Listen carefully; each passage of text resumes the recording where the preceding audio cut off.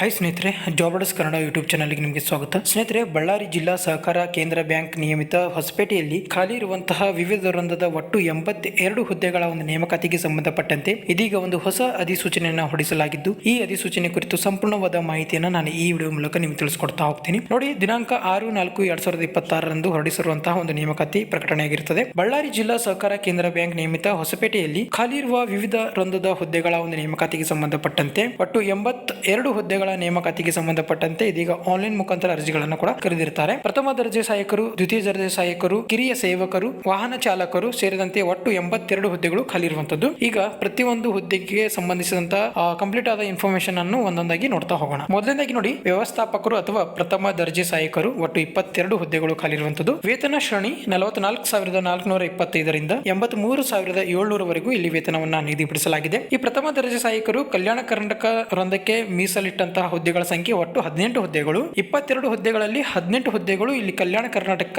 371J ಅಭ್ಯರ್ಥಿಗಳಿಗೆ ಮೀಸಲನ್ನ ಇಟ್ಟಿದ್ದಾರೆ. ಹುದ್ದೆಗಳ ವರ್ಗೀಕರಣ ನೋಡಿ, ವ್ಯವಸ್ಥಾಪಕರು ಅಥವಾ ಪ್ರಥಮ ದರ್ಜೆ ಸಹಾಯಕರು ಸಾಮಾನ್ಯ ಅಭ್ಯರ್ಥಿಗಳಿಗೆ 9 ಹುದ್ದೆಗಳು ಖಾಲಿ ಇರುವಂತದ್ದು. ಪರಿಶಿಷ್ಟ ಜಾತಿ ಅಭ್ಯರ್ಥಿಗಳಿಗೆ 2, ಪರಿಶಿಷ್ಟ ಪಂಗಡ ಅಭ್ಯರ್ಥಿಗಳಿಗೆ 1, ಪ್ರವರ್ಗ 1 ಅಭ್ಯರ್ಥಿಗಳಿಗೆ 1, ಪ್ರವರ್ಗ 2A ಅಭ್ಯರ್ಥಿಗಳಿಗೆ 2, ಪ್ರವರ್ಗ 2B ಅಭ್ಯರ್ಥಿಗಳಿಗೆ 1, ಪ್ರವರ್ಗ 3A ಅಭ್ಯರ್ಥಿಗಳಿಗೆ 1, ಪ್ರವರ್ಗ 3B ಅಭ್ಯರ್ಥಿಗಳಿಗೆ 1, ಒಟ್ಟು 18 ಹುದ್ದೆಗಳು ಖಾಲಿ ಇರುವಂತದ್ದು. ತದನಂತರ ನಾನ್ ಕಲ್ಯಾಣ ಕರ್ನಾಟಕ ಅಭ್ಯರ್ಥಿಗಳಿಗೆ ಒಟ್ಟು 4 ಹುದ್ದೆಗಳು ಖಾಲಿ ಇರುವಂತದ್ದು. ಇದರಲ್ಲಿ ಸಾಮಾನ್ಯ ವರ್ಗದ ಅಭ್ಯರ್ಥಿಗಳಿಗೆ 2 ಹುದ್ದೆಗಳು, ಪರಿಶಿಷ್ಟ ಜಾತಿ ಅಭ್ಯರ್ಥಿಗಳಿಗೆ 1 ಹುದ್ದೆ, ಪರಿಶಿಷ್ಟ ಪಂಗಡ ಅಭ್ಯರ್ಥಿಗಳಿಗೆ 1 ಹುದ್ದೆ, ಒಟ್ಟು 4 ಹುದ್ದೆಗಳು ಖಾಲಿ ಇರುವಂತದ್ದು. ಇದಾದ ನಂತರ ದ್ವಿತೀಯ ದರ್ಜೆಯ ಸಹಾಯಕರು ಒಟ್ಟು 28 ಹುದ್ದೆಗಳು ಖಾಲಿ ಇರುವಂತದ್ದು. ಈ ದ್ವಿತೀಯ ದರ್ಜೆ ಸಹಾಯಕರ ಹುದ್ದೆಗೆ ನಿಗದಿಪಡಿಸಲಾದಂತಹ ವೇತನ ಶ್ರೇಣಿ ನೋಡಿ, 34,100 ರೂಪಾಯಿಯಿಂದ 67,600 ಇಲ್ಲಿ ವೇತನವನ್ನ ನಿಗದಿಪಡಿಸಲಾಗಿದೆ. ಕಲ್ಯಾಣ ಕರ್ನಾಟಕ ಸ್ಥಳೀಯ ವೃಂದದ ಮೀಸಲಾತಿ 371J ಗೆ ಮೀಸಲಿಟ್ಟಂತಹ ಹುದ್ದೆಗಳ ಸಂಖ್ಯೆ ನೋಡಿ, ಒಟ್ಟು 28 ಹುದ್ದೆಗಳಲ್ಲಿ 22 ಹುದ್ದೆಗಳು ಕಲ್ಯಾಣ ಕರ್ನಾಟಕ ಸ್ಥಳೀಯ ವೃಂದದ ಮೀಸಲಾತಿಯನ್ನ ಇಲ್ಲಿ ಇಟ್ಟಿದ್ದಾರೆ. ಹುದ್ದೆ ಹೆಸರು ದ್ವಿತೀಯ ದರ್ಜೆಯ ಸಹಾಯಕರು. ಒಟ್ಟು ಹುದ್ದೆಗಳ ಸಂಖ್ಯೆ 22. ಸಾಮಾನ್ಯ ವರ್ಗ 11 ಹುದ್ದೆಗಳು, ಪರಿಶಿಷ್ಟ ಜಾತಿ ಅಭ್ಯರ್ಥಿಗಳಿಗೆ 3, ಪರಿಶಿಷ್ಟ ಪಂಗಡ ಅಭ್ಯರ್ಥಿಗಳಿಗೆ 1, ಪ್ರವರ್ಗ 1 ಅಭ್ಯರ್ಥಿಗಳಿಗೆ 1, ಪ್ರವರ್ಗ 2A ಅಭ್ಯರ್ಥಿಗಳಿಗೆ 3, ಪ್ರವರ್ಗ 2B ಅಭ್ಯರ್ಥಿಗಳಿಗೆ 1, ಪ್ರವರ್ಗ 3A ಅಭ್ಯರ್ಥಿಗಳಿಗೆ 1, ಪ್ರವರ್ಗ 3B ಅಭ್ಯರ್ಥಿಗಳಿಗೆ 1, ಒಟ್ಟು 22 ಹುದ್ದೆಗಳು ಖಾಲಿ ಇರುವಂತದ್ದು ಈ ಕಲ್ಯಾಣ ಕರ್ನಾಟಕದಲ್ಲಿ. ತದನಂತರ ನಾನ್ ಕಲ್ಯಾಣ ಕರ್ನಾಟಕ ಅಭ್ಯರ್ಥಿಗಳಿಗೆ ಮೀಸಲಿಟ್ಟಂತಹ ಹುದ್ದೆಗಳ ಸಂಖ್ಯೆ ನೋಡಿ, ಒಟ್ಟು 6 ಹುದ್ದೆಗಳು ಖಾಲಿ ಇರುವಂತದ್ದು. ಸಾಮಾನ್ಯ ಅಭ್ಯರ್ಥಿಗಳಿಗೆ 3, ಪ್ರವರ್ಗ 2A ಅಭ್ಯರ್ಥಿಗಳಿಗೆ 1, ಪ್ರವರ್ಗ 3A ಅಭ್ಯರ್ಥಿಗಳಿಗೆ 1, ಪ್ರವರ್ಗ 3B ಅಭ್ಯರ್ಥಿಗಳಿಗೆ 1, ಒಟ್ಟು 6 ಹುದ್ದೆಗಳು ಖಾಲಿ ಇರುವಂತದ್ದು. ಇದಾದ ನಂತರ ವಾಹನ ಚಾಲಕರು 1 ಹುದ್ದೆ ಖಾಲಿ ಇರುವಂತದ್ದು. ಈ ವಾಹನ ಚಾಲಕ ಹುದ್ದೆಗೆ ನಿಗದಿಪಡಿಸಲಾದಂತಹ ವೇತನ ಶ್ರೇಣಿ ನೋಡಿ, 31,775 ರೂಪಾಯಿಯಿಂದ 61,300 ಇಲ್ಲಿ ವೇತನವನ್ನ ನಿಗದಿಪಡಿಸಲಾಗಿದೆ. ಹುದ್ದೆಗಳ ವರ್ಗೀಕರಣ ಕೊಟ್ಟಿದ್ದಾರೆ ನೋಡಿ. ಮೊದಲನೇದಾಗಿ ಕಲ್ಯಾಣ ಕರ್ನಾಟಕ ಸ್ಥಳೀಯ ವೃಂದದ ಹುದ್ದೆಗಳ ವರ್ಗೀಕರಣ. ಸಾಮಾನ್ಯ ಅಭ್ಯರ್ಥಿಗಳಿಗೆ 1, ಇಲ್ಲಿ ಸಾಮಾನ್ಯ ಅಭ್ಯರ್ಥಿಗಳಿಗೆ 1 ಹುದ್ದೆ ಖಾಲಿ ಇರುವಂತದ್ದು. ಪರಿಶಿಷ್ಟ ಜಾತಿ, ಪರಿಶಿಷ್ಟ ಪಂಗಡ, ಪ್ರವರ್ಗ 1, 2A, 2B, 3A, 3B ಗೆ ಸೇರಿದ ಅಭ್ಯರ್ಥಿಗಳಿಗೆ ಈ ವಾಹನ ಚಾಲಕ ಹುದ್ದೆಗಳು ಖಾಲಿ ಇರುವುದಿಲ್ಲ. ತದಾದ ನಂತರ ಕಿರಿಯ ಸೇವಕರು ಒಟ್ಟು 31 ಹುದ್ದೆಗಳು ಖಾಲಿ ಇರುವಂತದ್ದು. ಈ ಕಿರಿಯ ಸೇವಕರು ಹುದ್ದೆಗೆ ನಿಗದಿಪಡಿಸಲಾದಂತಹ ವೇತನ ಶ್ರೇಣಿ ನೋಡಿ, 29,600ರಿಂದ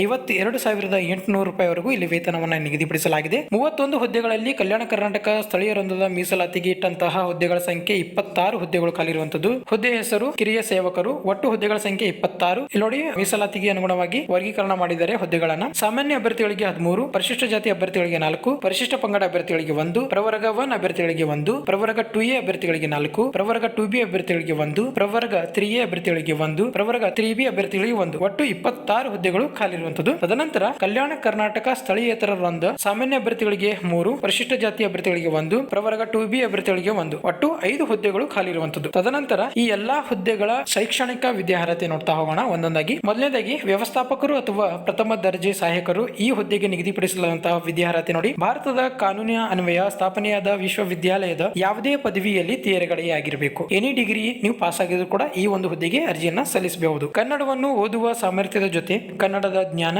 ಬರೆಯುವಿಕೆ, ಕನ್ನಡವನ್ನು ಸ್ವಚ್ಛವಾಗಿ ಮಾತಾಡಬೇಕು ಮತ್ತು ಕನ್ನಡವನ್ನು ಅರ್ಥ ಮಾಡಿಕೊಳ್ಳಬೇಕು. ಇದರ ಜೊತೆಗೆ ಕಂಪ್ಯೂಟರ್ ಒಂದು ನಾಲೆಜ್ ನಿಮಗೆ ಬೇಕಾಗುತ್ತೆ. ಇದಾದ ನಂತರ ದ್ವಿತೀಯ ದರ್ಜೆ ಸಹಾಯಕರು. ಈ ಒಂದು ಹುದ್ದೆಗೆ ನಿಗದಿಪಡಿಸಲಾದಂತಹ ವಿದ್ಯಾರ್ಥಿ ನೋಡಿ, ಮಾನ್ಯತೆ ಪಡೆದ ಪದವಿ ಪೂರ್ವ ವಿದ್ಯಾಲಯದಿಂದ ದ್ವಿತೀಯ PUC ಅಥವಾ ತತ್ಸಮಾನ ವಿದ್ಯಾರ್ಥಿಯಲ್ಲಿ ಉತ್ತೀರ್ಣರಾಗಿರಬೇಕು. ನೀವು ಜಸ್ಟ್ PUC ಪಾಸ್ ಆಗಿದ್ರೆ ಈ ಒಂದು ದ್ವಿತೀಯ ದರ್ಜೆ ಸಹಾಯಕ ಹುದ್ದೆಗೆ ಅರ್ಜಿಯನ್ನ ಸಲ್ಲಿಸಬಹುದಾಗಿರುತ್ತೆ. ಇದರ ಜೊತೆಗೆ ಕನ್ನಡವನ್ನು ಓದುವ ಸಾಮರ್ಥ್ಯದ ಜೊತೆ ಕನ್ನಡದ ಜ್ಞಾನ, ಬರೆಯುವಿಕೆ, ಕನ್ನಡವನ್ನು ಸ್ವಚ್ಛವಾಗಿ ಮಾತಾಡಬೇಕು ಮತ್ತು ಕನ್ನಡವನ್ನು ಅರ್ಥ ಮಾಡಿಕೊಳ್ಳಬೇಕು ಅಂತ ಕೊಟ್ಟಿದ್ದಾರೆ. ಕಂಪ್ಯೂಟರ್ ನಿರ್ವಹಣೆ ಬಗ್ಗೆ ಜ್ಞಾನವನ್ನು ಹೊಂದಿರುವುದು ಕಡ್ಡಾಯವಾಗಿರುತ್ತೆ. ಇದಾದ ನಂತರ ವಾಹನ ಚಾಲಕರು. ಈ ಹುದ್ದೆಗೆ ನಿಗದಿಪಡಿಸಲಾದಂತಹ ವಿದ್ಯಾರ್ಥಿ ನೋಡಿ, SSLC ಯಲ್ಲಿ ಉತ್ತೀರ್ಣರಾಗಿರಬೇಕು. ಕನ್ನಡವನ್ನು ಒಂದು ಭಾಷೆಯಾಗಿ ಓದಿರಬೇಕು. ಕಾನೂನುಬದ್ಧ ಡ್ರೈವಿಂಗ್ ಲೈಸೆನ್ಸ್ ಹೊಂದಿರಬೇಕು ಅಂತ ಕೊಟ್ಟಿದ್ದಾರೆ. ನಂತರ ಕಿರಿಯ ಸೇವಕರು ಸೇವಕರು ಈ ಒಂದು ಹುದ್ದೆಗೆ ನಿಗದಿಪಡಿಸಲಾದಂತಹ ವಿದ್ಯಾರ್ಥಿ ನೋಡಿ SSLC ಪರೀಕ್ಷೆಯಲ್ಲಿ ಪಾಸ್ ಆಗಿರಬೇಕು. ಜಸ್ಟ್ SSLC ಅಲ್ಲಿ ನೀವು ಪಾಸ್ ಆಗಿದ್ರು ಕೂಡ ಈ ಕಿರಿಯ ಸೇವಕರ ಹುದ್ದೆಗೆ ನೀವು ಅರ್ಜಿಯನ್ನ ಸಲ್ಲಿಸಬಹುದಾಗಿರುತ್ತೆ. ಕನ್ನಡವನ್ನು ಒಂದು ಭಾಷೆಯಾಗಿ ಓದಿರಬೇಕಾಗುತ್ತೆ. ಇದಾದ ನಂತರ ವಯೋಮಿತಿ ನೋಡಿ, ಅರ್ಜಿಗಳನ್ನು ಸಲ್ಲಿಸಲು ನಿಗದಿಪಡಿಸಿದ ಕೊನೆಯ ದಿನಾಂಕದಂದು ಅಭ್ಯರ್ಥಿಗಳು ಈ ಕೆಳಗೆ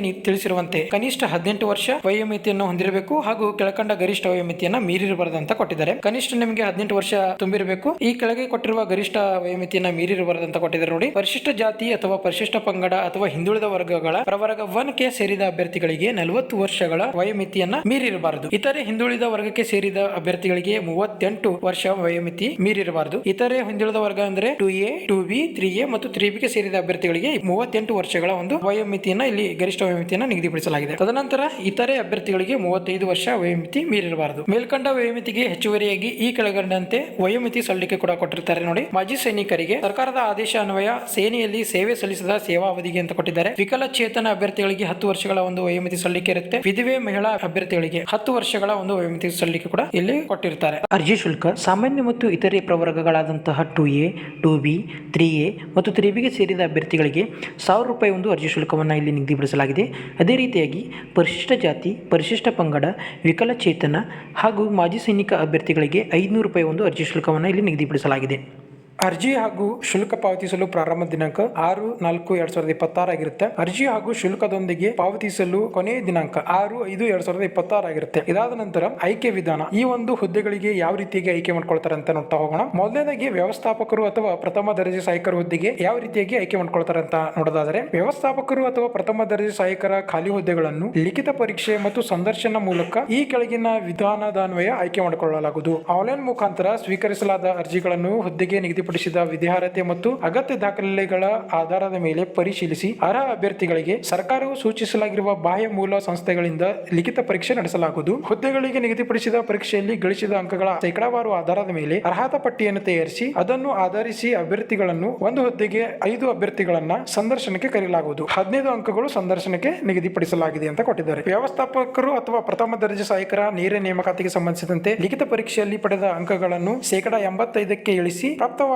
ಅಂಕಗಳ ಶೇಕಡಾವಾರು ಪ್ರಮಾಣ ಜೊತೆಗೆ ಸಂದರ್ಶನದಲ್ಲಿ ಗಳಿಸಿರುವ ಅಂಕಗಳನ್ನು ಒಟ್ಟು ಕೂಡಿಸಿ ಅಂತಿಮ ಅರ್ಹತಾ ಪಟ್ಟಿಯನ್ನು ತಯಾರಿಸಿ ಮೀಸಲಾತಿ ನಿಯಮವನ್ನು ಅನುಸರಿಸಿ ಆಯ್ಕೆ ಪಟ್ಟಿಯನ್ನು ಸಿದ್ಧಪಡಿಸಿ ನೇಮಕಾತಿ ಮಾಡಿಕೊಳ್ಳಲಾಗುತ್ತದೆ ಅಂತ ಕೊಟ್ಟಿದ್ದಾರೆ. ಅಂದ್ರೆ ಈ ವ್ಯವಸ್ಥಾಪಕರು ಅಥವಾ ಪ್ರಥಮ ದರ್ಜೆ ಸಹಾಯಕರಿಗೆ ಲಿಖಿತ ಪರೀಕ್ಷೆ ಇರುತ್ತೆ. ಸೊ ಲಿಖಿತ ಪರೀಕ್ಷೆಯಲ್ಲಿ ಪಾಸಾದ ಅಭ್ಯರ್ಥಿಗಳನ್ನ ಒಂದು ಹುದ್ದೆಗೆ 5 ಅಭ್ಯರ್ಥಿಗಳನ್ನ ಸಂದರ್ಶನಕ್ಕೆ ಕರೀತಾರೆ. ಈ ಸಂದರ್ಶನ ಒಟ್ಟು 15 ಅಂಕಗಳನ್ನ ಒಳಗೊಂಡಿರುತ್ತದೆ. ಇದಾದ ನಂತರ ಲಿಖಿತ ಪರೀಕ್ಷೆಯಲ್ಲಿ ಪಡೆದುಕೊಂಡ ಅಂಕಗಳನ್ನ 85ಕ್ಕೆ ಇಳಿಸಿ ಪ್ರಾಪ್ತವಾಗುವ ಅಂಕಗಳ ಶೇಕಡಾವಾರು ಪ್ರಮಾಣದ ಜೊತೆಗೆ ನೀವು ಸಂದರ್ಶನದಲ್ಲಿ ಗಳಿಸಿರುವ ಅಂಕಗಳನ್ನ ಒಟ್ಟುಗೂಡಿಸಿ ಅಂತಿಮ ಆಯ್ಕೆ ಪಟ್ಟಿಯನ್ನ ಇಲ್ಲಿ ಬಿಡುಗಡೆ ಮಾಡ್ತಾರೆ. ಇದಾದ ನಂತರ ವ್ಯವಸ್ಥಾಪಕರು ಪ್ರಥಮ ದರ್ಜೆ ಸಹಾಯಕರ ಹುದ್ದೆಗೆ ನಡೆಸುವ ಲಿಖಿತ ಪರೀಕ್ಷೆಯು ಈ ಕೆಳಕಂಡ ವಿಷಯಗಳನ್ನು ಒಳಗೊಂಡಿರುತ್ತದೆ. 200 ಅಂಕಗಳ ಒಂದು ಪ್ರಶ್ನೆ ಪತ್ರಿಕೆಯನ್ನ ಹೊಂದಿರುತ್ತದೆ ಅಂತ ಕೊಟ್ಟಿದ್ದಾರೆ. ಕನ್ನಡ ಭಾಷೆಗೆ 50 ಅಂಕಗಳು, ಸಾಮಾನ್ಯ ಇಂಗ್ಲಿಷ್ ಭಾಷೆಗೆ 25 ಅಂಕಗಳು, ಸಾಮಾನ್ಯ ಜ್ಞಾನಕ್ಕೆ 25 ಅಂಕಗಳು, ಸಹಕಾರ ವಿಷಯಕ್ಕೆ 50 ಅಂಕಗಳು, ಭಾರತದ ಸಂವಿಧಾನಕ್ಕೆ 25 ಅಂಕಗಳು, ಬ್ಯಾಂಕಿಂಗ್, ಸಮಾಜಯುತವಾದ ಚಟುವಟಿಕೆ ಮತ್ತು ವಸ್ತುನಿಷ್ಠೆಯ ವಿಷಯ 25 ಅಂಕಗಳು. ಒಟ್ಟು 200 ಅಂಕಗಳ ಒಂದು ಪ್ರಶ್ನೆ ಪತ್ರಿಕೆಯನ್ನು ಇಲ್ಲಿ ಕೊಡ್ತಾರೆ. ಇದಾದ ನಂತರ ದ್ವಿತೀಯ ದರ್ಜೆ ಸಹಾಯಕರು ಈ ಒಂದು ಹುದ್ದೆಗೆ ಯಾವ ರೀತಿಯಾಗಿ ಆಯ್ಕೆ ಮಾಡ್ಕೊಳ್ತಾರೆ ಅಂತ ನೋಡೋದಾದ್ರೆ, ದ್ವಿತೀಯ ದರ್ಜೆ ಸಹಾಯಕರ ಖಾಲಿ ಹುದ್ದೆಗಳನ್ನು ಲಿಖಿತ ಪರೀಕ್ಷೆ ಮತ್ತು ಸಂದರ್ಶನ ಮೂಲಕ ಆಯ್ಕೆ ಮಾಡ್ಕೊಳ್ತಾರೆ.